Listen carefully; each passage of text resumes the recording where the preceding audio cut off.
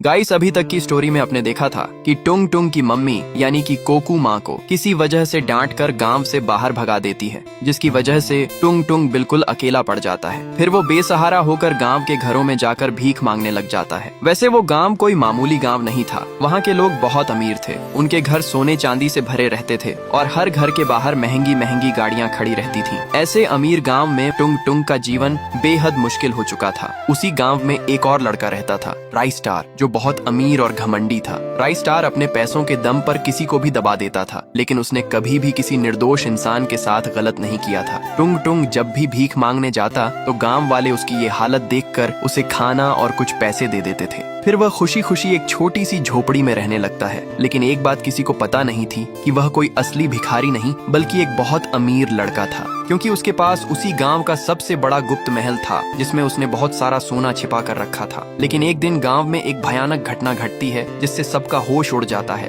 गांव वालों का पूरा सोना चोरी हो जाता है। सुबह जब गांव वाले उठे तो पूरा गांव सुनसान और मायूस सा लग रहा था। हर घर से कीमती सामान गायब थे। तभी राई स्टार वहां आकर चिल्लाता है कि यह काम पक्का उस भिखारी टुंग टुंग ने ही किया होगा। उसके बाद सभी गांव वाले गुस्से में आग बबूला होकर टुंग टुंग के पास चले जाते हैं और बोलते हैं कि हमने तुम्हें खाने को रोटी दी, रहने का आसरा दिया, लेकिन तुमने